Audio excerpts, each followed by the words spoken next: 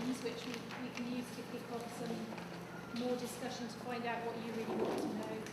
And this is much more interactive, this session, so feel free if someone wants to say something or add a little bit to it from your own experience. Is that okay? So what we're going to do is start with the questions that you've given us. Yeah. Is the bar take the only way to do found space events without subsidy? Is the what? Sorry. Is the bar take, like the bar takings, the only way to do found space events without any subsidy? I just wanted to pick this one up because we've done a lot of work with a company called Slingshot, who are based in Bristol, and do an amazing event called 2.8 Hours Later, which is a chase game. And they run that completely off their box office. They used to charge £20 a ticket. I think when I first did it in 2010, it was £20. I think now in London they're charging about 50 or 60 quid. And they managed to run it off their takings, so they get a location manager and they'll pay that person. They don't actually pay, they pay their actors, but they don't pay their chasers. Their chasers get tickets to run on other nights. So they have a what we might call a sustainable model. I mean, you might argue that's not sustainable because there's a lot of folks involved here. But I just wanted to pick that up because I think there are people who do these type of events on a more commercial model. I think my anxiety around it is that I don't think artistically they've challenged themselves in the last 5 years. They've literally been running the same formulaic project over and over. And that's great because there's a massive demand for it, so that's fine. As a artist slash producer, I think, I'm not sure I find that interesting. So I just want you to flag that one. What I would say is usually, if you're getting somebody in to run your bar for you rather than doing it yourself, because you need a DPS and if you're selling alcohol and all of that in a licensed venue, as it were, even though it's a temporary venue, you still have to license it to sell alcohol in order to even give it away. If you've got a small audience, the company that comes in to run it for you won't make enough money out of it to make it worth their while to do it. If you just go off to Costco, buy yourself some red and white wine and some cans of beer, you can make some money out of it, but actually, once you've factored in your time of going to Costco, coming back, setting it all up, getting the float sorted, running it, and all the rest of it, there is usually very little money. Everybody talks about bar take. When you expand it up, when we do the Albert Square site, we have a very large footfall through there, and that then does in fact make us money, as long as it doesn't rain. As soon as it rains, we don't make any money out of that. When we say we're making money, I'm not talking hundreds of thousands, I am talking a few thousands. There's better money selling sweets to kids, actually. To be frank, there's a better money in an adult way.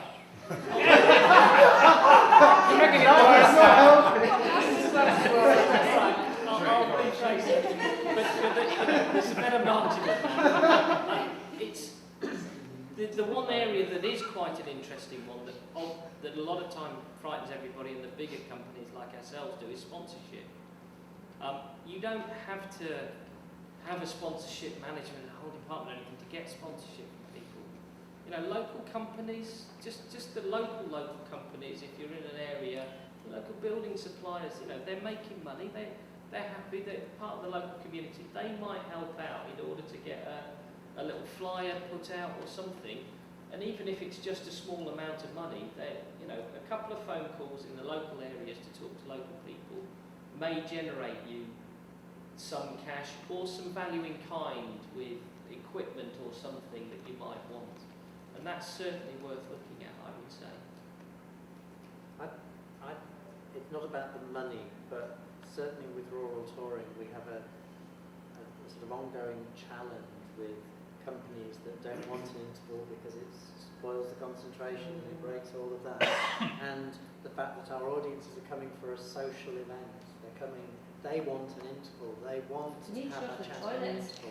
And they need to go to the toilet. It's an absolute truth. So that in a sense it's more of an artistic challenge to build an interval in, but it's worth taking that challenge because you'll get a lot more bookings. And having run a small theatre in the past, Darwin Library Theatre in Darwin, well, would be, wouldn't it?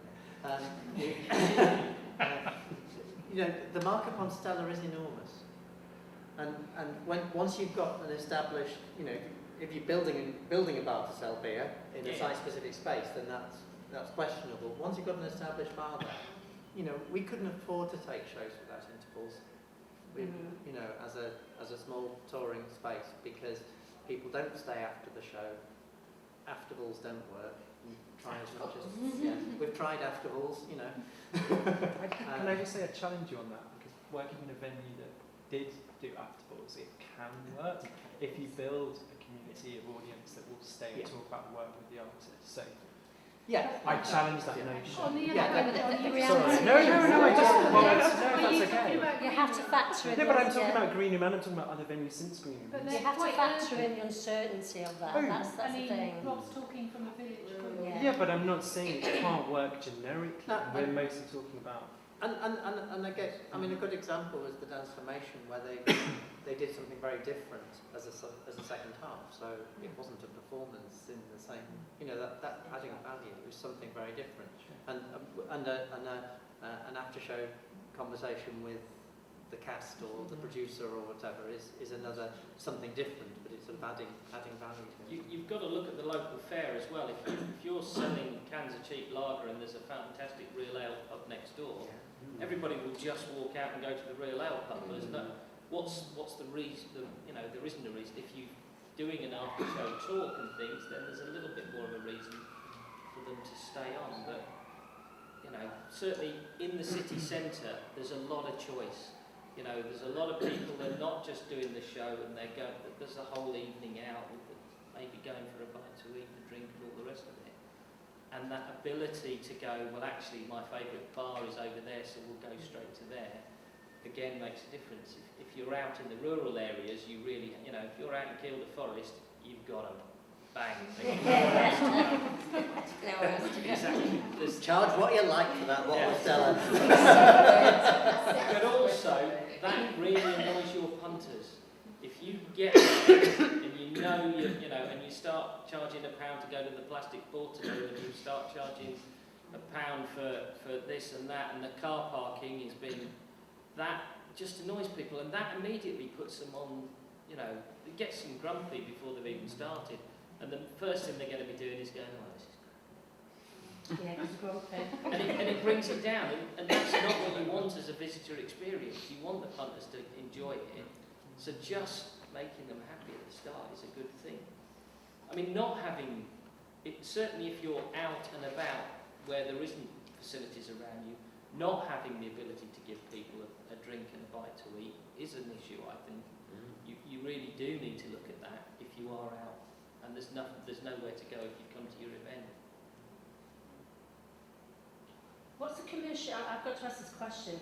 Commercially, I mean, presumably, correct me if I'm wrong, you get funding for the external events that you do. But if you weren't able to get the funding, how would you fund it?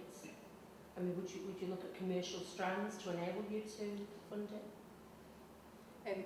For the example I spoke about, we didn't charge because we were sort of using the audience as a means to get a result, which was actually a video which was sent to a boardroom and some executive producers would watch it. So actually, we were sort of using them in a way. Yeah. And so it didn't feel appropriate to charge because the end result wasn't really about them. I think we could definitely, once we were comfortable with the model of do these locations work, you know, once we sort of tested it, I think we could have charged box office. I think we could have done that, and I think depending on the venue, we could have been in a venue brochure and then generate some box office and interest through that. But for this particular example, because we were testing it and it was new to us, we'd done a chase game, but it was a bit different, so it felt too much. It felt too in its R&D phase to start charging. Similarly, the work that I'm doing is research-based. Right. So participants at the moment because it's actually an opportunity for me to learn and to figure out what this project is so that I can build the show.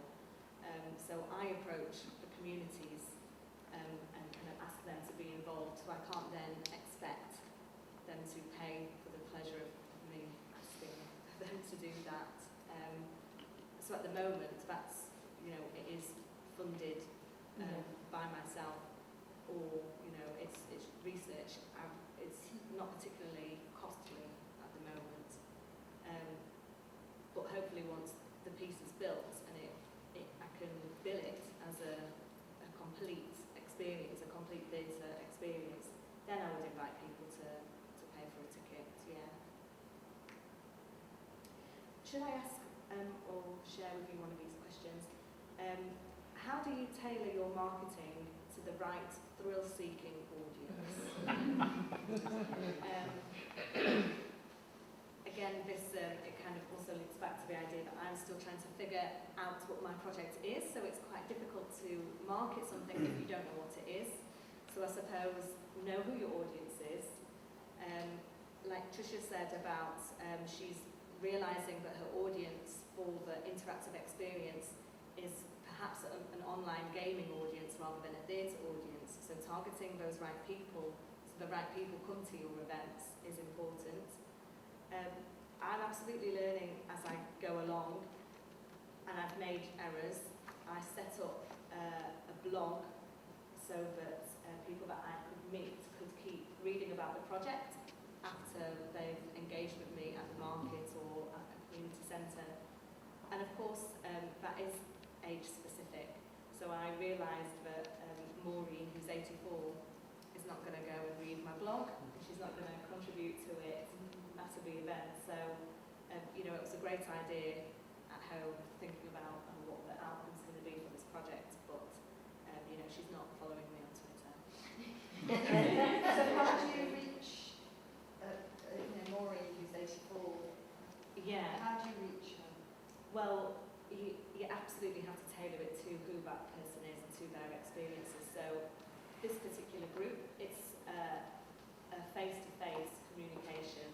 I've been thinking about what happens once I leave and how can that continue in the same way that in a virtual world you could follow me on Twitter or you know, read my emails. And I've been thinking about perhaps collating all of the stories from Maureen, from the other people, and their memories, their anecdotes, and creating some sort of book, something which there's like a hard copy of something which I can leave at each community centre or each community, so that they have something tangible once I've left to re-remember or to share, to continue contributing to it, either themselves to write or for one of the volunteers to scribe what they're saying, so that they still have something, or they can share that with new people who enter that community, so there's a trace of it continues. But it absolutely has to fit with the demographic that you're working with, and that for me may very well change depending on who the next community is, who may not be that age. It might be young mums at the next centre that I work with, and so that mode of communication will adapt and change accordingly. Marketing is a dark art. If you buy a packet of Purcell, something like 60% of what you're paying for that Purcell is to pay for the advertising. We don't have that luxury in the arts. We don't spend 60% of our budget on marketing. It's very, very difficult, and trying to understand why people pick up on something, and it's multiple layers, or they've seen it on Twitter, a friend mentioned it, and they saw the poster, and all of that sort of. The one thing that I would say is test it and test it and test it. Yes. So once you've got something, get everyone you know to read it. If it's targeted at 84-year-olds, go and ask some 84-year-olds if they understand what you're talking about. And I think really listen to the feedback as well. So as a performer, as an artist, I designed this image for a show, and I think this is great, and I think that this image is lovely. I kind of put my heart into this image, and then you know, I go and get advice on it. It's really important to take that advice on board and to actually listen to it. So I've had feedback about that image. But actually, it looks like you're selling, like you own a dance shop shop and you're selling dance shoes, it's like a picture of I've got, socks and I've got shoes. an example here. Something I picked up before I left the office. Doesn't it show that we're putting on? And I'm being very naughty explaining somebody else's work. But this is a post that's come through. That I've got loads of these because they send through the ones for the Mac in Birmingham to us. So. Being really silly. But that aside, that wasn't the company, that was the printers. There you go. That's a piece. Now, everybody that I know thinks that's about football. Yeah. Because of the hat, yeah, the scarf. It's also Yeah. called a match. Yeah, as well, yeah. Yeah. It's actually, it's a little match girl. Yeah. We should have said match girl. We better say match girl. That's modern, that isn't But it? you see, when you're doing it, you really think, oh yeah, that works, that's all Yeah. fine.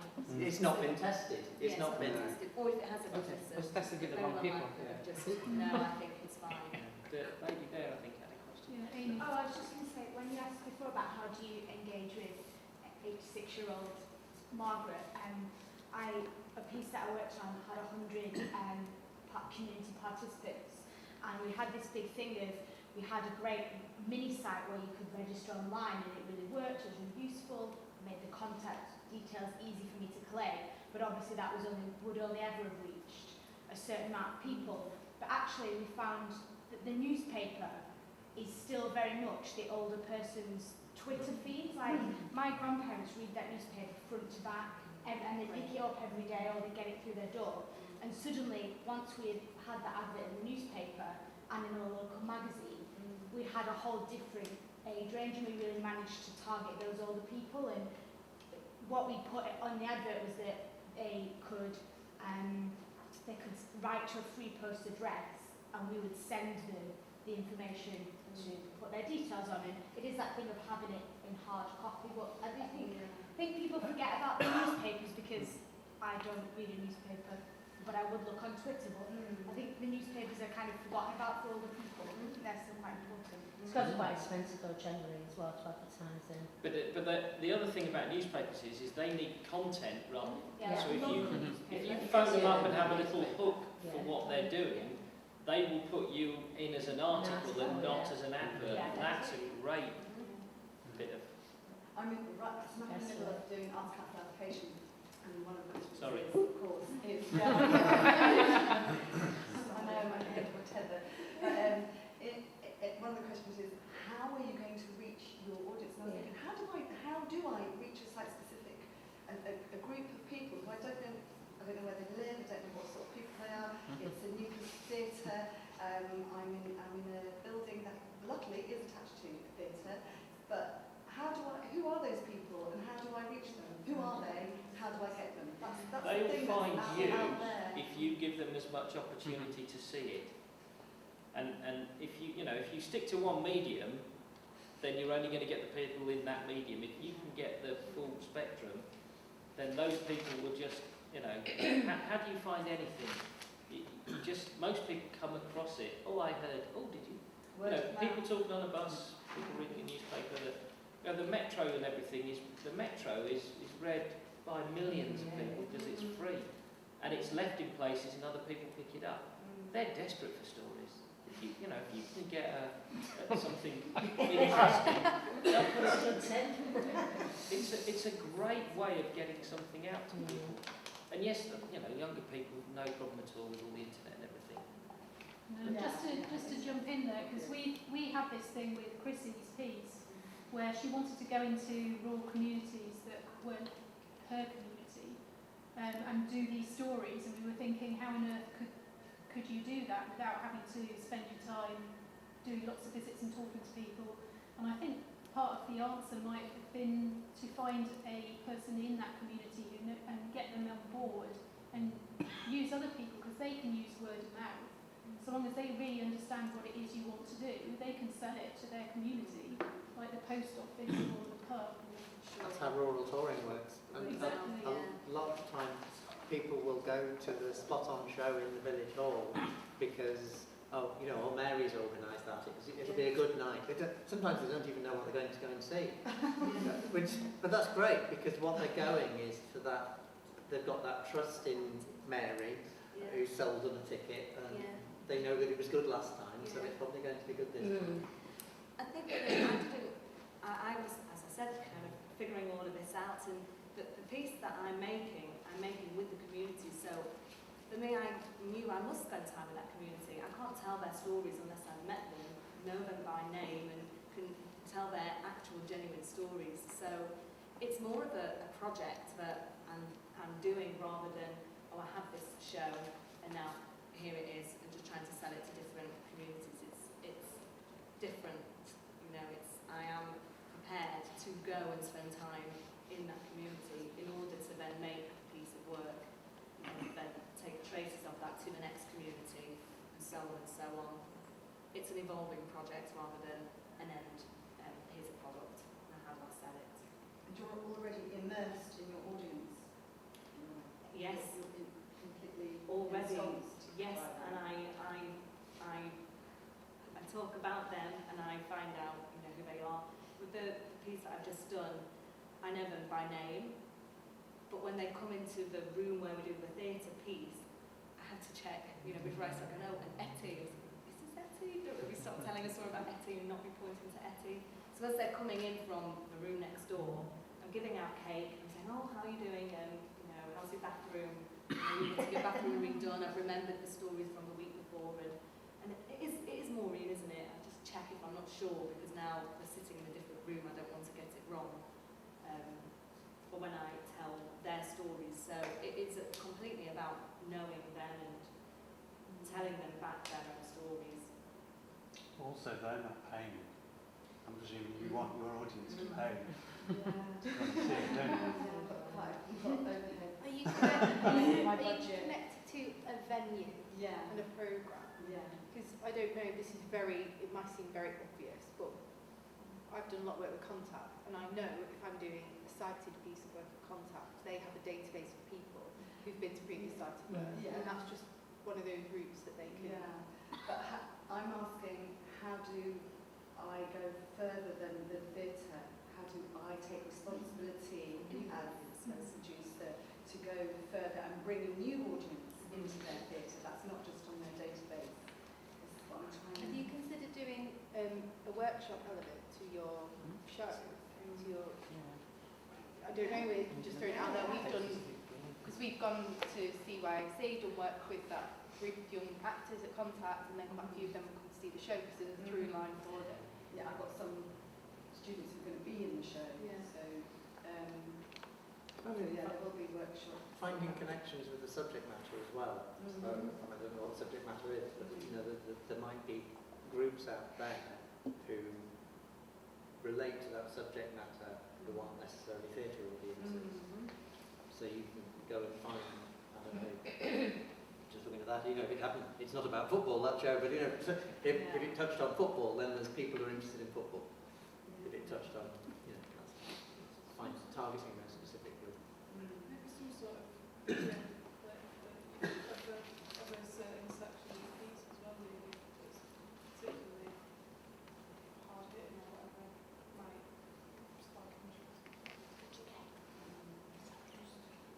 We work with the university quite a lot with the students, and we get groups of students always needing live projects.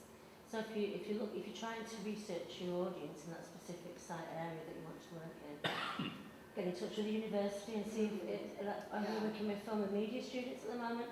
Find somebody who's very closely connected to what you're doing, and see if there's a group of people that need a live project for their modules. I'm doing exactly the same thing with my students now. Someone approached us with an immersive cinema project. They wanted the students to get involved. Could we link that to any of our modules? We could. So they are helping with this project to generate audience, to steward it on the day, to perform on the day. So they get a live experience, a real experience, and make contacts with these real companies. It's becoming quite a prominent feature in the work, in university work, that they've now actually got to do live projects rather than just scenario. So that they are That's equipped a with good the thing skills. for the arts. Very good, yeah. So they're equipped with the skills once they graduate to go into the workplace. Yeah. I've got a related question here, which is how do you reach site-specific audiences? I think I would say, I don't think there's any such thing as a site-specific audience. I think there's audiences who are might be interested in what you're doing, and they might be interested in what you're doing even if it wasn't a site-specific piece. If people are interested, it's not necessarily the site-specific element that is the draw to an audience. It's more likely to be the content or the subject matter or whoever's in it or the timing, but or a particular site. Might be that I've always wanted to go in that building. But it's great I can go in now because there's a piece of theatre in there or something like that. So I think that I'd say there's not necessarily people who will say, oh well, I only ever go to theatre if it's site specific.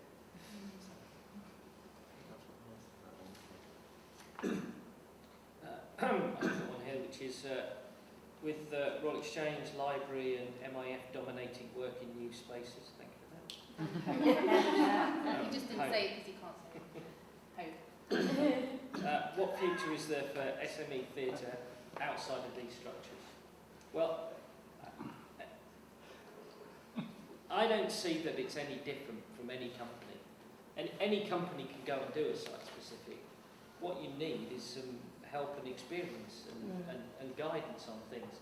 And lots of people out there from any of those companies or other companies, suppliers and people are all very willing. The great thing about the entertainment and arts communities, I think, is the fact that everybody's very happy to share information and help each other out. Gone are the days of, I'm not telling you because I know about it, you don't. It's better for us if we are sharing information with each other. And what you need to know is that you need to have a good basic understanding of the challenges you're taking on. And if you've got it's going to be daunting whatever you do if you're doing it for the first time. It's like anything. The first day you throw yourself in the swimming pool, it's terrifying. Eventually you learn to swim. It's about being able to take that brave step and not overstretching yourself, because that's what trips everybody up, I think. And I don't, I think the audiences out there are looking for more and more. They're getting a little bit bored of sitting in comfortable seats all the time, as we said beforehand, and they do want to go out. They're not going to not go to the theatre as well at the same time. It's not going to cause a complete mass exodus of all the recognised venues, but giving them the opportunity to go to other things, I think, just stimulates the brain in other areas. So I don't see that you can't, starting from scratch, go out and work within a found space. You just need to be sensible about it and think, would I go in there and do something like that in there? You don't need to be a structural engineer to look at it and think, is it going to be all right? If it's got big cracks in the wall, I'll tell you now, it's got an issue. If there's water all over the floor, it's leaking, it's got a problem. It's as simple as that. Yeah. Look at it and determine. If somebody's just moved out of it, the chances are it's probably all right. Yes, it's got no power and water, and you need to talk to licensing, but those are all things that you can talk to people about. And modern technology in this industry really has moved on unbelievably recently. There's a lot of, all of those initial problems that have been around for years have nearly all been sorted out. There's no power in here, what are you going to do? You can get radio speakers with your radio microphone these days, got a little pot on the back, picks up the microphone, you've got sound working instantly without any power requirements. Same with lighting. Wi-Fi off your phone, I can operate lighting all over the world from my phone, and it's all battery run. And you need to charge it up, so you need to think smart about it. Okay, it's a little bit more expensive, and you're not going to be buying it, you're going to have to rent it. But again, if you've got no money or anything, talk to the rental companies. You could be the future Cameron McIntosh of the world in 10 years' time. They want to be working with you as well. They don't, they're not in this industry to make millions. although they try. But most of the local guys are more interested in good local things happening, and they've got other people that are doing bigger things that are paying their money for them. And if they can, they will help you out. If I can add to that, we're just doing like a dinner and a show, Christmas Carol, like a participatory theatre down the road in Gem's Space. And it's not a mega box production, but we're building our own venue for a custom-built Victorian parlour for 60 people. And we just picked up the phone. Like it's really easy to think that Manchester's dominated by Royal Exchange, the library, like or home. Nobody ever mentioned my theatre. Well, it's really easy to get into that mindset and think that you can't have that conversation. I picked up the phone to Danny. I've only met Danny once on an out at the Opera House. Picked up the phone and said, "Look, mate, have you got anything?" He's got me a load of seating for free just because we got it in storage. I picked up the phone to ENO. They've got me 1.5 metre chandeliers, 5 of those. Stuff you just couldn't buy. That's my whole set budget. I think there's Mast as well. I think you know about this, Jack. There's Mast. Mast have had a project going where all the properties that have been used for years in the mainstream theatres that are just sat in storage in different places, they're bringing it all together so that the smaller theatre companies like 3MT, like Playhouse, New Playhouse, that's the smaller companies that are emerging, which I think is fast becoming a new trend. Really, they need to be able, like yourself, need to be in a position to access those props, because the reality is those props have been purchased by public money more often than not. So they shouldn't be sitting in warehouses. Yeah. So we should be able to just pick up the phone and ask Mast, because Mast, I think the membership probably for most smaller companies is probably quite a lot. So maybe if Mast could consider a smaller membership fee for the emerging theatre companies. No, absolutely, and I am actually chairing Mast at the moment. Thank you very much for bringing it up. I'll just get up on my little soapbox. Mast is the Manchester Arts Sustainability Team. It's made up of the arts community around Manchester, and we do have an associated fee with it in order to cover our costs. We would like as many members as we can have. We'd be delighted if everybody joined us. The money side of it isn't the crucial factor. This is about sustainability, and we've got the art galleries, we've got the museums, we've got most of the theatres and most of the venues around the city. The more the merrier. The Band on the Wall, the Jewish Museum, they're all joining us, the football club. It's starting to become a much bigger thing, and in order to get it to work, apart from everybody, it's a collective learning and trying to do things and explaining, just basic little things. Band on the Wall found somebody who's recycling chewing gum. They recycle it into a chewing gum recycling unit. It's a brilliant thing. The city council spend £100,000 a year cleaning chewing gum off the floor.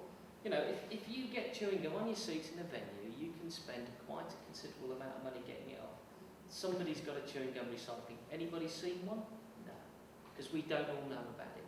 So we're trying to get these little steps to get make recycled into. All have plectrums made from chewing gum. Oh, really? Yeah. But Mast, and I'm going a little bit off, but do look at we're on the platform website, which is a sustainable website. We are trying to get bigger. We do charge money. Don't look at that as a reason for not coming and joining us as a group, because we will discuss that with you.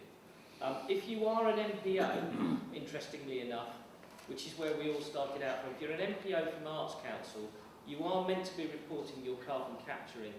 The money that we generate from people joining us is what we actually spend with Julie's Bicycle, who coordinate all the carbon capturing for us and put it into a report. So if you are doing carbon capturing as an MPO, you're probably spending just about as much money as we would ask you for on doing that, and it's sort of not going anywhere. You're doing it because you have to do it. It's getting given in, but it's not being collated into a big... It's a waste of money for small MPOs doing that.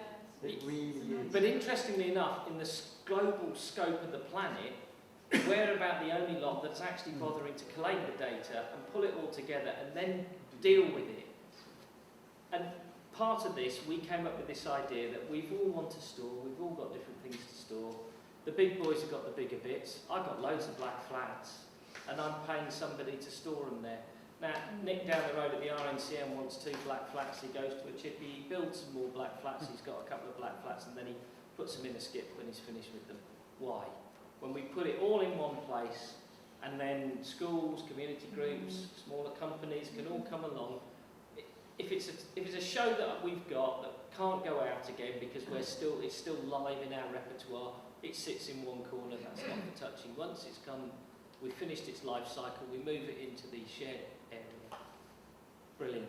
It's not hard. We get a big electric truck because nobody's got transport.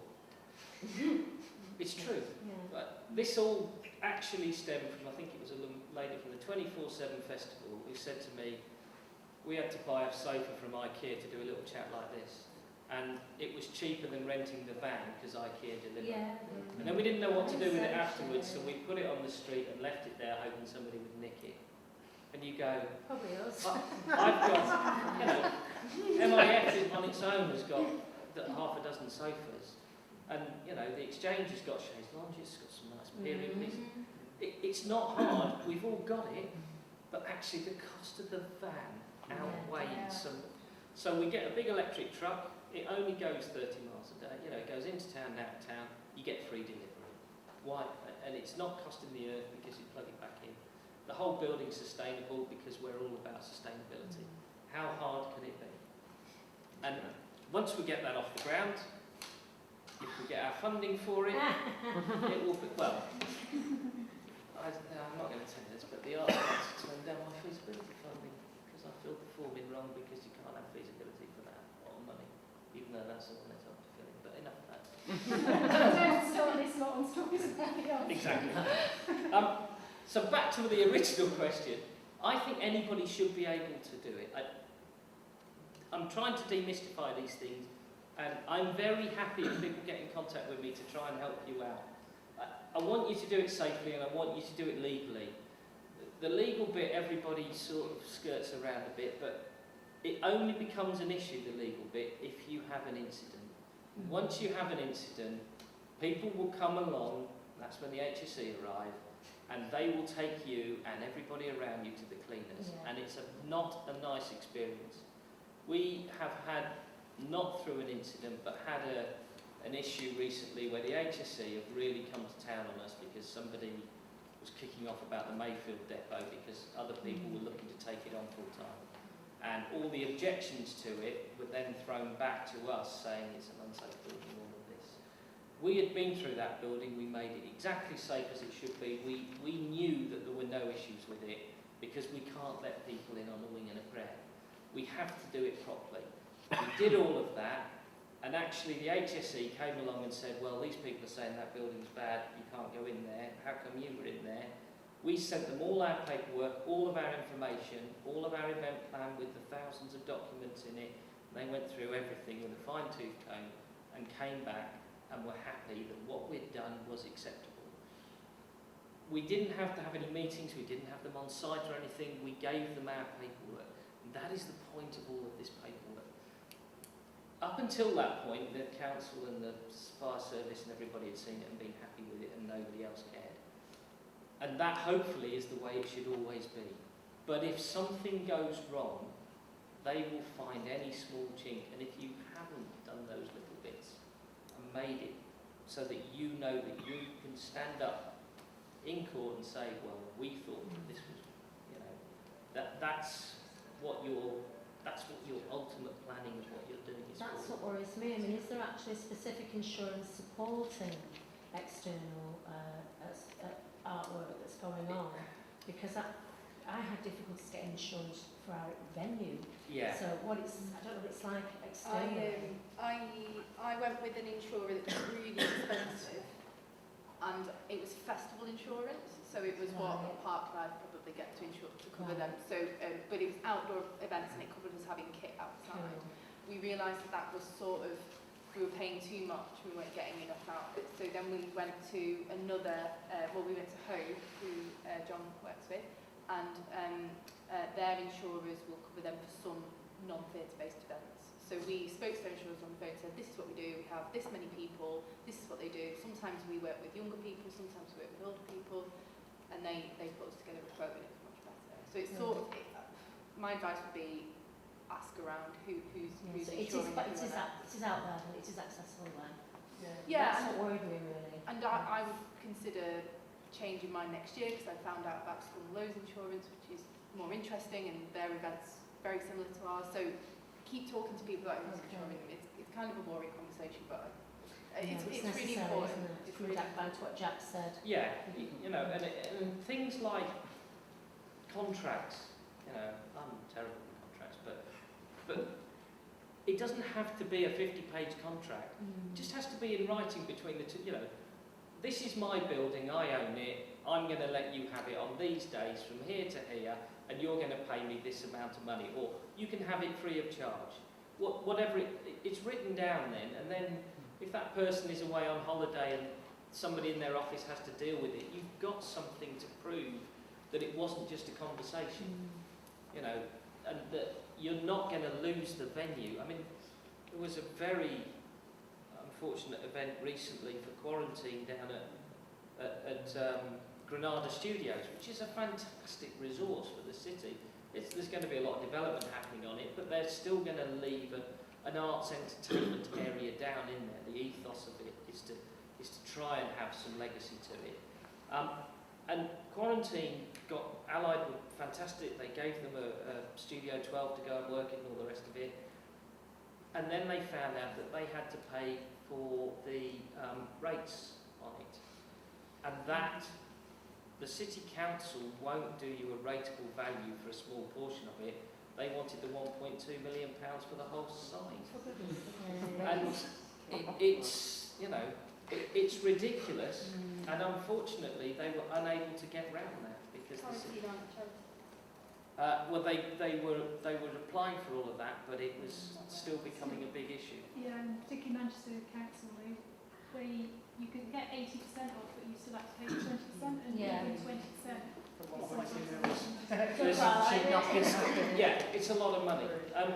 And similarly, just one other thing that I have, and I'm still having arguments about, but I'm losing this one. I don't lose a lot. Is planning. I avoid planning like the back of the. You do not want to go anywhere near planning on a temporary event. As far as I'm concerned, a temporary event is something that happens to the public under 28 days. Now, the planning laws in this country recently have changed, and planning consider that a temporary event is anything that happens over 24 hours, after 24 hours. If you go into a shop, and you know, there's quite a few retailers around who have got empty spaces there.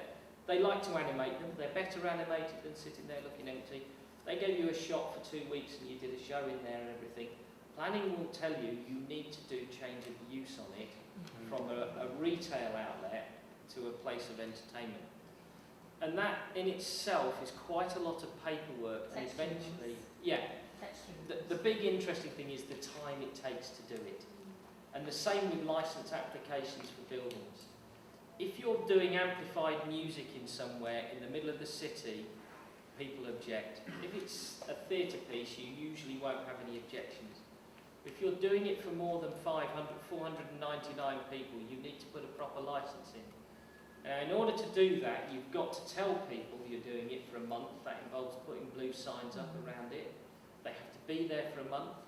Then there could be, if there's objections, another month of consultation. So there's 2 months before you'll get the licence. You know, if people have complained, you might need to go to consultancy and all of that. It could take you 3 months before you get your licence approved. You can't perform without your licence. Well, you can. Go ahead. They then will come down on you like a ton of bricks and stop you from doing it, and it all gets really hot. So you want your licence. You really need to get a licence in 3 months in advance to know that you've got sufficient time in order to do it. Now, rehearsals and things you can do in the space as long as none of the public are coming in. That's not an issue. So if it takes a long time to build it, it's fine. But in order to let the public into the building, you need to have got your licence in. But only less than 500. 499. Under 499, you can do a 10. I don't know if people have temporary event notice. You're allowed so many a year, aren't you? Yeah, the venue is allowed so many a year. I can't remember, 12 I think it is off the top of my head. So if other people have been using that space and put tens in for it, there might come a point when actually you can't apply for it because it's been used too many times. And again, you know, there's not too much work involved in the tent, and the time scaling is varied. They can turn it around in a week for you. It's just something to consider if you're going into a temporary space. Again, different local authorities interpret it very differently, so don't take lessons from Manchester and apply them to Salford or Lancashire. But you've also got to make sure that you're not in a residential area, because if the volume reaches a certain point above, because we have to do a decibel check, if it reaches above a certain decibel check, they won't give that licence. You put into it what you want to do, and one thing I learned just is to tick all the boxes. Yeah. Tick the wrestling as well. Nobody's going to complain if you're doing wrestling. Suddenly the artist turns around and goes, and then we're going to have a wrestling ring in the middle. You go, but is that theatre or is that wrestling? I didn't tick the box. Tick all the boxes. Nobody's really going to care. You know, put in for as much hours as you can on it, then you've got flexibility within it.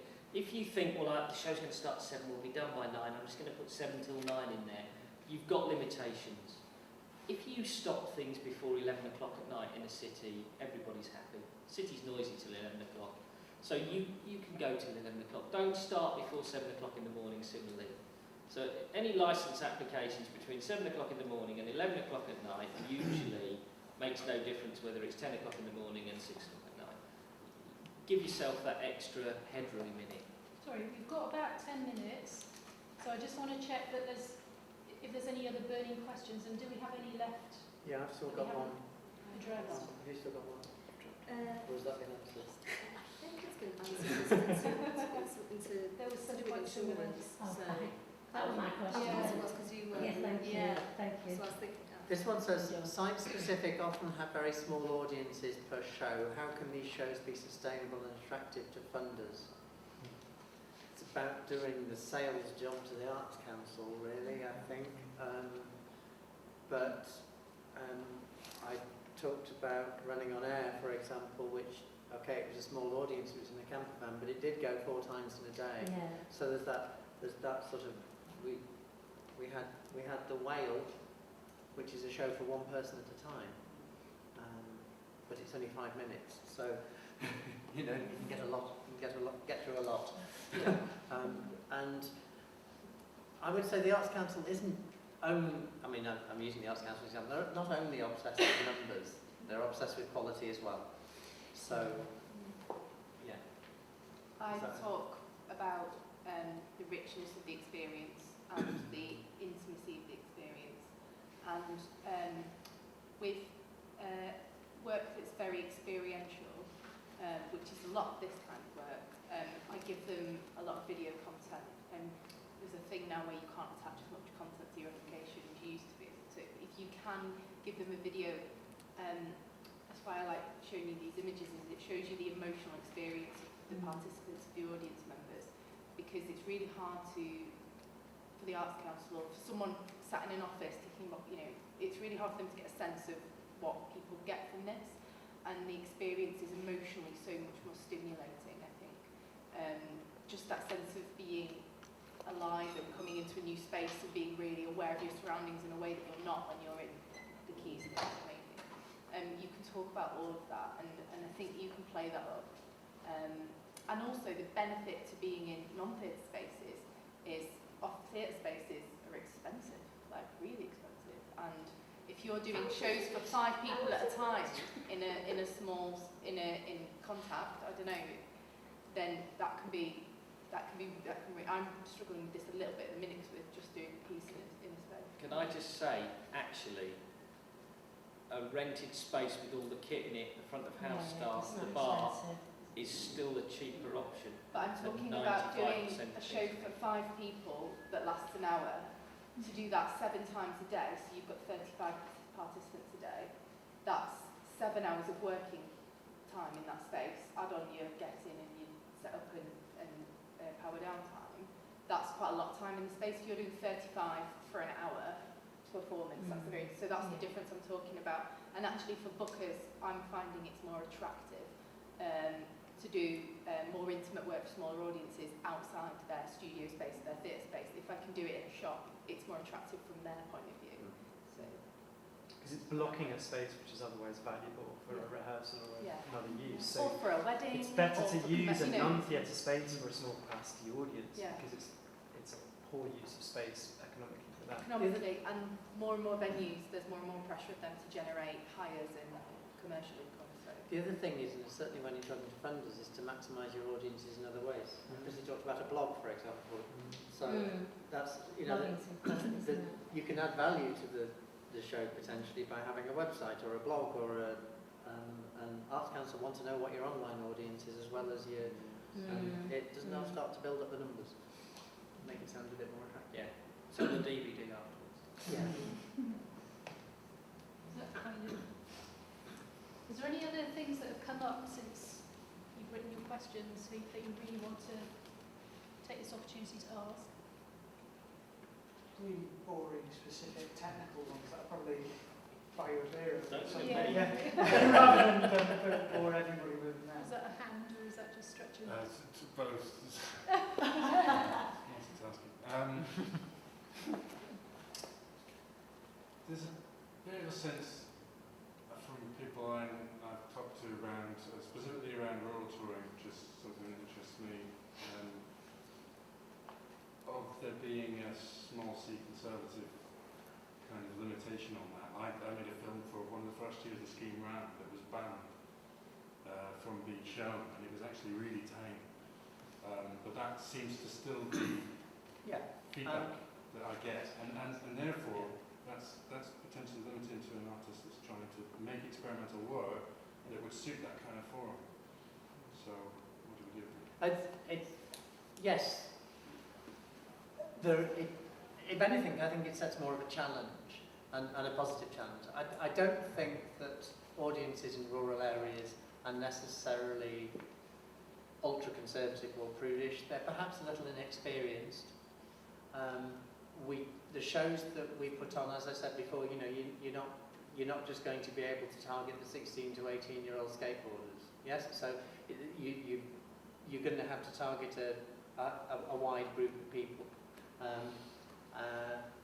One of the challenges we have is that because we're working with volunteer promoters who are helping program the shows, they can tend to be a little bit nervous about what their audience is going to like. So they're going to say, oh, well, you know, Mrs. Smith down the road won't like it if there's an F word in it.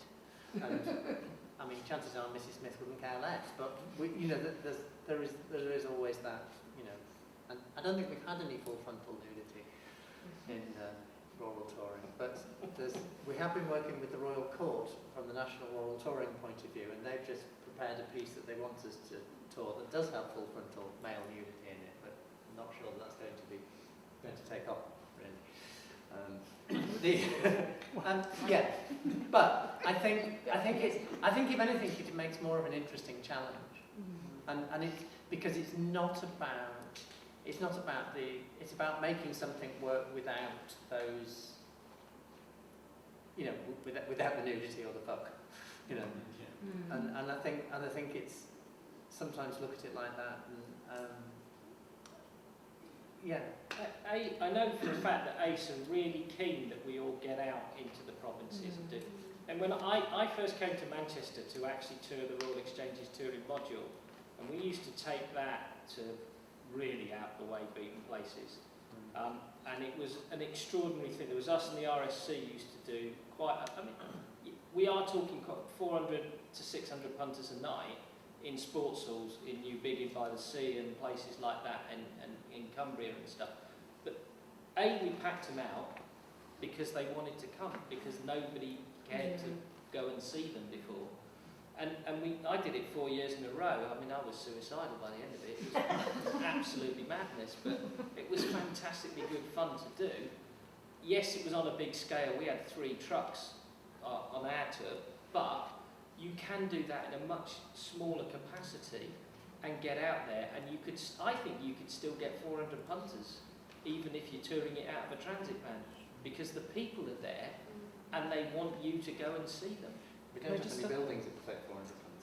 Can I just ask though, do you not think curatorially there's a tension? Because you're saying on one hand they'll go and see anything, it doesn't matter. But Yeah. you're saying that actually No, just Because no, the set to start, finish the yeah. provocation. But you're saying that because you're working second hand as a promoter, you're using Yeah.